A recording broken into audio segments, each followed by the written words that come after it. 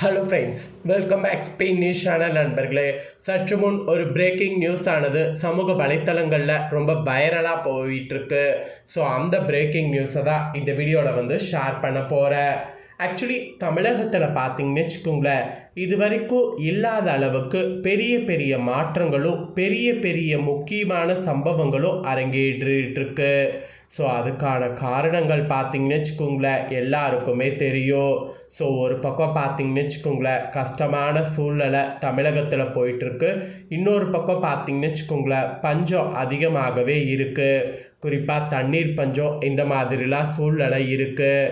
அதனாலேயே பார்த்தீங்கன்னு வச்சுக்கோங்களேன், விலைவாசியெல்லாம் அதிகமாகிட்டுருக்கு.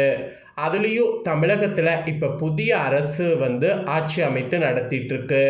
இதுக்கு முன்னாடி திமுக அதிமுக ஆட்சியை பிடித்து நடத்திட்டு இருந்தது. இப்போ இந்த ரெண்டு கட்சியை முறியடித்து தாவேகா வெற்றி பெற்று விஜய் அவர்கள் ஆட்சியில் அமர்ந்து நடத்திட்டு இருக்கிறாரு.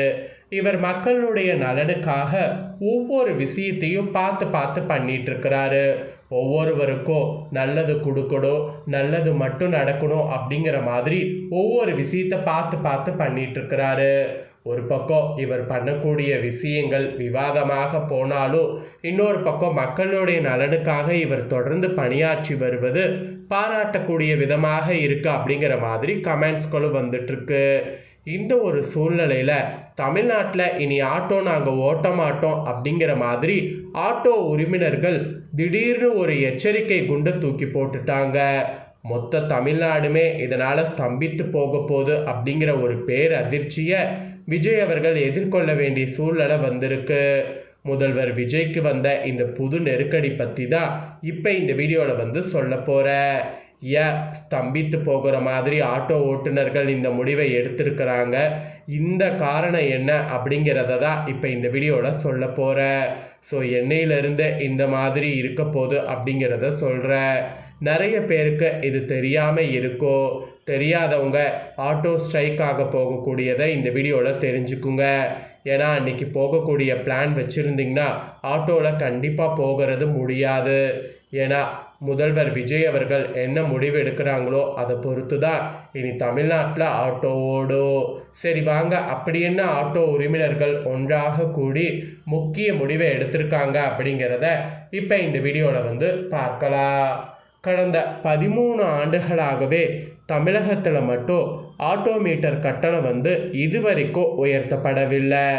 இந்த நிலையில தான் நாளை மறுநாள் சட்டமன்றத்தில் நடைபெற இருக்கக்கூடிய போக்குவரத்து மானிய கோரிக்கையின் போது முதலமைச்சர் விஜய் அவர்கள் கட்டணத்தை உயர்த்தி அறிவிக்க வேண்டும் என்றும், அப்படி அறிவிக்காவிட்டால் ஸ்ட்ரைக் நடத்துவோம் என்று ஆட்டோ டாக்ஸி தொழிலாளர்கள் எச்சரிக்கை விடுத்திருக்கிறாங்க.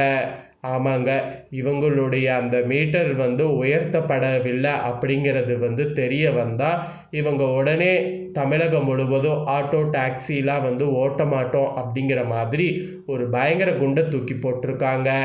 ஏன்னா தமிழகத்தில் மெயின் போக்குவரத்தில் ஆட்டோவும் டாக்ஸியும் ஒன்று. ஆட்டோ டாக்ஸி இல்லாமலாம் ஒரு நாளும் பார்த்திங்கன்னு வச்சுக்கோங்களேன் இருக்க முடியாது. என்னதான் பஸ் காரு பைக்கு இந்த மாதிரி நிறைய பொருட்கள் வாகனமாக நம்ம பயன்படுத்தினாலும் மெயினாக ஆட்டோ டாக்ஸி இதெல்லாம் பார்த்திங்கன்னு வச்சுக்கோங்களேன் நிறைய பயன்பாட்டில் இருக்குது. இது ஓடுன்னா சராசரியான மக்களுடைய வாழ்க்கை பெருமளவு பாதிக்கும். ஸோ சென்னையில் ஆட்டோக்களுக்கு என நிர்ணயிக்கப்பட்ட கட்டணம் எதுவும் கிடையாது. ஆட்டோ ஓட்டுநர் சொல்வது தான் ரேட்டு. திறமை இருந்தால் பேரம் பேசி போகலாம். இது பயணிகளுக்கும் சரி ஆட்டோ ஓட்டுநர்களுக்கும் சரி பிரச்சனைக்குரிய விஷயமாக இப்போ வரைக்கும் இருக்குது. எனவே அரசு ஒரு கட்டணத்தை நிர்ணயித்தால் அதன் வைத்து இரு தரப்பினரும் பயனடைய வாய்ப்பு இருக்குங்கிறதுனால இந்த மாதிரி ஒன்று பண்ணும் அப்படிங்கிற மாதிரி சொல்கிறாங்க. ஆனால் இதுவரை அரசு கட்டணத்தை நிர்ணயித்து அறிவிக்காததுனால தான் இப்போ வரைக்கும் எங்களுக்கும் சரி அவங்களுக்கும் சரி நிறைய பாதிப்பு வருது அப்படிங்கிற மாதிரி ஆட்டோ உரிமையினர்களும் டாக்ஸி உரிமையாளர்களும் குறிப்பிடுறாங்க. இப்படி இருக்கையில் போது முதலமைச்சர் விஜய்க்கு ஆட்டோ டாக்ஸி ஓட்டுநர் டிமாண்ட் வைத்திருக்கிறாங்க. அதாவது இந்த மாதிரி ஒரு சூழ்நிலையில தான் இந்த டிமாண்டை முதலமைச்சர் விஜய்க்கு வைத்திருக்கிறாங்க. ஆட்டோ டாக்ஸி தொழிலாளர் சங்க பொதுச் செயலாளர் எஸ் பாலசுப்ரமணியம் இது குறித்து நிறைய விஷயங்களை பேசியிருக்காங்க. அதெல்லாம் தான் இப்போ சமூக வலைத்தளங்களில் ரொம்ப ட்ரெண்டிங்காக பரவிட்டு இருக்கக்கூடிய ஒரு விஷயம். ஸோ என்ன பேசியிருக்கிறாருங்கிறத வாங்க பார்க்கலாம். தமிழகத்தில் கடந்த 13 ஆண்டுகளாக ஆட்டோமீட்டர் கட்டணம் உயர்த்தப்படவில்லை. 2022ஆம் ஆண்டு சென்னை உயர்நீதிமன்றம் வழங்கிய தீர்ப்பின்படி விலைவாச உயர்வுக்கு ஏற்ப மீட்டர் கட்டணத்தை மாற்றியமைத்து அதை மக்களுக்கும் ஓட்டுநர்களுக்கும் பாதிப்பில்லாத வகையில் தொடர்ந்து கண்காணிக்க நடவடிக்கை எடுக்க வேண்டும் என்று குறிப்பிடப்பட்டிருந்தது. அதோடு போக்குவரத்து துறை அமைச்சர் தலைமையில் கடந்த 9ஆம் தேதி இது தொடர்பான கூட்டம் நடைபெற்றது. அதில் முதலமைச்சருடைய அறிவுறுத்தலின் பேரில் ஆட்டோமீட்டர் கட்டணத்தை உயர்த்தி தர நடவடிக்கை எடுக்கப்படும் என்று உறுதியளிக்கப்பட்டது. அதோடு 1.5 கிலோமீட்டருக்கு 60 நிர்ணயிக்கப்பட வேண்டும் என்றும் அடுத்தடுத்து 1 கிலோமீட்டருக்கு 30க்கும் வெயிட்டிங் சார்ஜ் ஒரு நிமிடத்திற்கு ₹1 என்றும் இரவு நேர கட்டணமாக 1.5 மடங்கு நிர்ணயிக்க வேண்டும் என்றும் ஒரு விரிவான மனுவை ஆட்டோ டாக்ஸி சைடிலிருந்து அளித்திருப்பதாக தகவல்கள் உறுதியாயிருக்கு. இந்த கோரிக்கை நிறைவேற்ற வலியுறுத்தி இந்திய கம்யூனிஸ்ட் மற்றும் மார்க்சிஸ்ட் கம்யூனிஸ்ட் கட்சி எம்எல்ஏக்களை சந்தித்து மனு கொடுத்துருக்குறாங்க. இதோடு போக்குவரத்து ஆணையர் அலுவலகத்தில் இது தொடர்பாக கூட்டம் நடக்கிறது. இந்த கூட்டத்தில் கட்டண உயர்வு குறித்த அறிவிப்பு வெளியாகும் என்று எதிர்பார்ப்பு போயிட்டுருக்கு.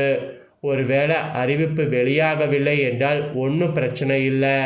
அறிவிப்பு வெளியாகாத அந்த மறுநாளே சட்டமன்றத்தில் போக்குவரத்து மானிய கோரிக்கைகள் மீதான விவாதம் நடைபெறும் போது போராட்டம் நடக்கும். அப்போது முதலமைச்சர் விஜய் இந்த கட்டண உயர்வு குறித்து அறிவிக்கவில்லை அப்படின்னா கண்டிப்பாக 29ஆம் தேதி அனைத்து சங்கங்களும் கூடி ஆலோசித்து வலுவான போராட்டத்தை முன்னெடுப்போம் என்று ஆட்டோ டாக்ஸி சைடிலிருந்து கூறப்படுகிறது.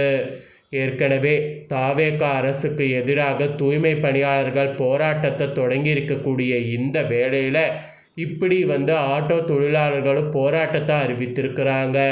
இந்த மாதிரி எல்லா சைடும் போராட்டம் வர்றதுனால தமிழ்நாடு நிச்சயம் ஸ்தம்பிக்கும் என்று அஞ்சத்தில் பார்த்தீங்கன்னு வச்சுக்கோங்களேன் இருக்குது. ஸோ இதை பற்றி உங்களுடைய கருத்து என்னங்கிறத கமெண்ட் பண்ணுங்கள். So auto driver taxi driver சொல்கிறது போல் இந்த மாதிரி கட்டண உயர்வு பண்ணுமா, அப்படி பண்ணுறது மக்களுக்கும் நல்லதா அப்படின்னு நீங்கள் நினைக்கிறீங்கிறத கமெண்ட் பண்ணுங்கள். அதே போல் இந்த ஒரு நியூஸ் இப்போ சமூக வலைத்தளங்களில் வெளியாகி ரொம்ப வைரலாக பரவிட்டுருக்கு. இதை உங்கள் ஃப்ரெண்ட்ஸ் ஃபேமிலிக்கும் லைக் பண்ணி ஷேர் பண்ணுங்கள். ஏன்னா உங்கள் ஃப்ரெண்ட்ஸ் ஃபேமிலியில் இருக்கிறவங்களும் இப்போ என்ன சுச்சுவேஷன் போயிட்டுருக்கு அப்படிங்கிறத இந்த வீடியோவில் தெரிஞ்சுக்கிட்டோம். இதே போல் புதிய அப்டேட்டான நியூஸ் நம்ம சேனலில் வரும். அதை எல்லாமே உடனுக்குடனே தெரிந்து கொள்ள மறக்காமல் நம்ம சேனலை சப்ஸ்கிரைப் பண்ணுங்கள், கூட பெல் பண்ண ப்ரெஸ் பண்ணுங்கள். அப்படி பண்ணிட்டீங்கன்னா நான் போகிற அடுத்தடுத்த அப்டேட்டான நியூஸை உடனுக்குடனே தெரிந்து கொள்ளலாம். ஆக்சுவலி தமிழகத்தில் நிறைய ப்ராப்ளம் பார்த்தீங்கன்னு வச்சுக்கோங்களேன் இப்போ போயிட்டே தான் இருக்குது. ஸோ ப்ராப்ளங்கள் ஒவ்வொன்றா சால்வ் ஆகுமா இல்லை ப்ராப்ளம் இன்னும் பெருசாகுமா அப்படிங்கிறத அப்டேட்களை தெரிந்து கொள்ள சேனலை சப்ஸ்கிரைப் பண்ணுங்கள். வேறொரு அப்டேட்டான வீடியோவில் உங்களை சந்திக்கிறேன். நன்றி, வணக்கம்.